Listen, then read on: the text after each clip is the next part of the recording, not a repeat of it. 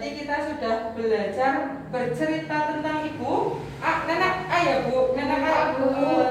Tadi itu dalam cerita berjualan apa ya bu? Ya, Iya itu berjualan, ya, kemudian membuka ruko. Terus sikapnya nenek itu seperti apa bu? keras kepala. Iya, keras kepala. Terus dia mengalami kekerasan fisik atau verbal atau tidak bu? Ya, verbal. Fisik juga. Nah, iya. Nah, sekarang setelah kita tadi baca cerita ibu atau nenek ayah bu, kita bermain lagi ya bu. Tadi kan sudah materi banyak banget ya, mungkin panjenengan capek gitu terus. Nah, kita nanti akan bermain 3 orang. Satu mungkin Pak Banu nanti ya di ikat kakinya ya Pak untuk permainan sebentar, tidak apa-apa ya. Nanti kita langsung bermain saja. Ini ada kursi. Monggo saya dibantu boleh ya Bu? Ya, kita bermain. Ya. Mohon maaf ya dulu, ya Kak ya. Jangan dulu Kak. Nanti kan ya. Ya, Bapak ya Pak? Ya. Benar nah. Berarti kok posisinya Pak? Ya, di sini ya Pak. Baik. Ya. Nah, nanti kalau saya Bapak mulai, nanti Bu Nurfi sama Bu Dita berebut kursi kura-kuranya ya Bu, bersenggolan, tapi hati-hati jangan sampai terlalu keras nanti terpental. Iya Pak Guru juga ikut ya, tapi jangan melompat, jalan saja seperti biasa ya. Ya, 1, 2, 3, ayo, ayo, ayo. Oke, ya terima kasih. Ya silakan dulu. Ini dilepaskan Dilepaskan boleh. Kalau Nurfi. Ya. Nah, itu tadi permainan apa sih Bu? Kok kayak 17-an rebutan kursi ya? Iya Bu. Apa sebetulnya? Rebutan kursi Bu. Apa hubungannya? Rebutan kursi ya? Apa hubungannya dengan materi yang kita pelajari tentang lansia Bu? Ya lansia seperti saya Bu, kayak tadi jalannya Kenapa, Pak? susah seperti itu. Oh, iya. Kaki saya diikat Bu. Iya. Nah, itu jalannya susah Bu. Iya, Untuk ketinggalan rebutan, deh. iya, untuk rebutan sudah tidak mampu. Lansia itu Bu, fisiknya udah beda Bu. Iya, kemudian apa lagi Bu Nurfi? Apa ya? Lansia orang keduman jagung. Iya, Ya tidak. iya. Jadi permainan itu tadi mengilustrasikan atau menggambarkan kondisi lansia di masa sekarang itu haknya sering diambil atau diserobot oleh mereka yang masih sehat ya Bu. Lansia kan mempunyai keterbatasan fisik, contohnya Pak Balu tadi kakinya diikat, berarti kan ada apa ya batasan dalam bergerak ya Bu. Nah itu tadi contoh realnya apa yang kita bisa lihat, kakinya sulit kan ya untuk bergerak duduk seperti itu ya Bu.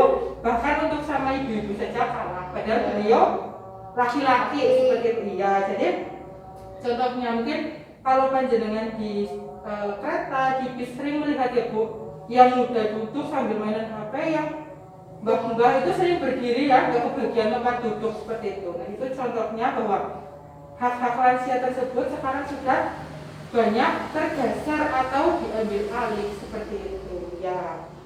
Kemudian tindakan tersebut itu termasuk dalam penelantaran atau kekerasan pada lansia. Tadi apa saja penelantaran contohnya ya Bu? Kekerasan Fisik, verbal, Emosi. finansial, emosi ya Pak. Nah, kita lihat lagi definisi dari penelantaran dan kekerasan terhadap lansia di sini sudah ada. Ini siapa? Pak Bano apa Pak? Iya. Oh, Saya. bukan ya. Iya. Ini mbah-mbah mungkin sedang mencari anaknya ya. Ya, di sini sudah ada flip chart 7 tentang penelantaran lansia. Tadi sudah belajar tentang kekerasan ya, sekarang kita tentang penelantaran. Penelantaran itu apa sih Bu?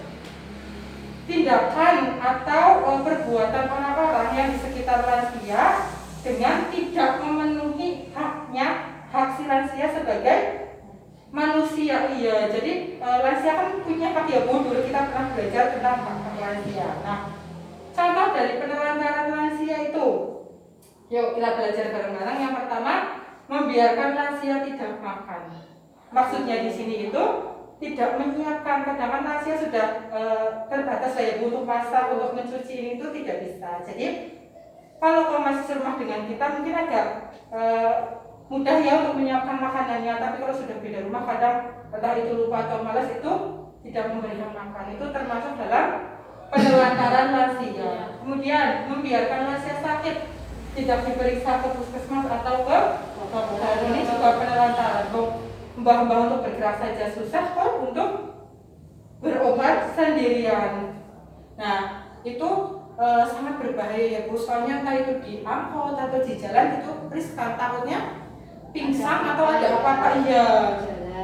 Itu. Kemudian membiarkan lansia kesepian. Nah ini kadang kan orang tua lansia tidak langsung berucap, loh anak-anakku kemana ya Bu, tapi dalam hati mereka pasti ada rasa sepi. Nah kita yang sebagai anak yang masih muda, kalau kita sudah beda rumah ya seringlah untuk mengunjungi, diajak cerita Mbak gimana keadaannya, sehat atau tidak, sudah makan atau belum. Mungkin bagi kita sederhana ya Bu, tapi bagi mereka oh iya saya masih diperhatikan sama anak-anak saya, seperti itu.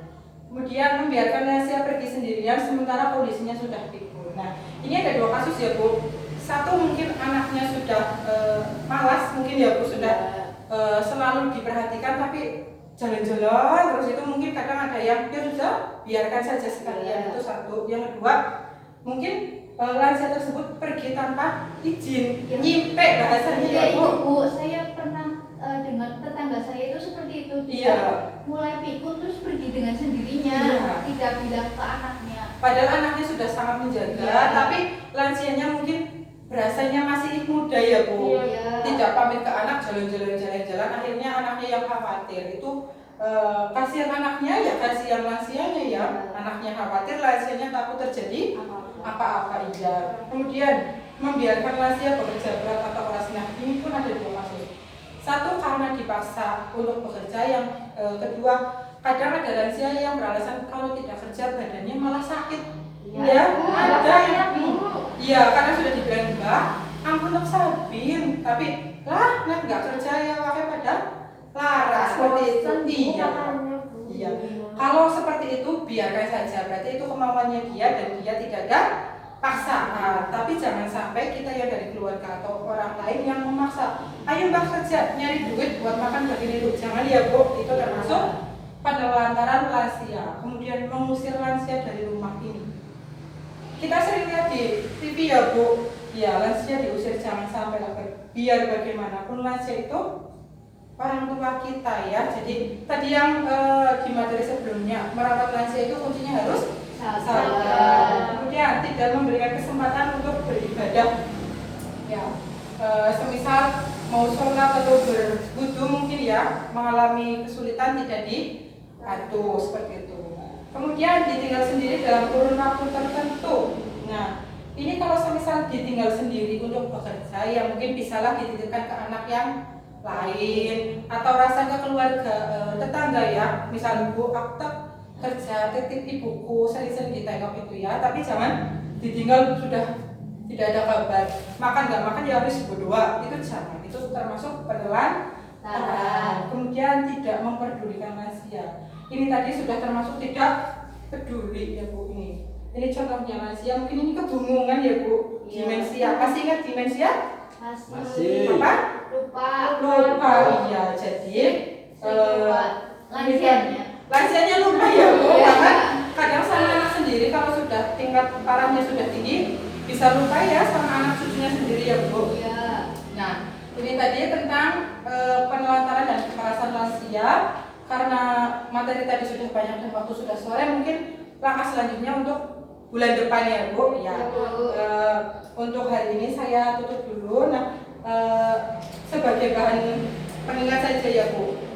Kalau ke lansia itu jangan sampai kita melakukan hal-hal yang sudah dijelaskan tadi. Karena satu, lansia sudah membesarkan kita dulu ya Bu, biar bagaimanapun sudah memberikan pendidikan, mencukupi kebutuhan, terus kemudian memberikan kasih sayang ya Bu. Nah mungkin saat sudah tua beliau mengalami penurunan baik itu fisik dan psikisnya, ya kita yang dibalik untuk bersabar ya Bu, kita yang harus merawat dengan kasih sayang. Terus kemudian yang kedua, lansia itu gambaran kita di masa yang akan datang loh Bu. Kita juga akan menjadi lansia. Jadi jangan sampai kita tidak mau ya diperlakukan oleh anak kita besok ditelantarkan ya Bu. Jadi sebisa mungkin ya kita memperlakukan orang tua kita yang sudah lansia dengan baik agar kita juga besoknya diperlakukan dengan baik. Ya, seperti itu.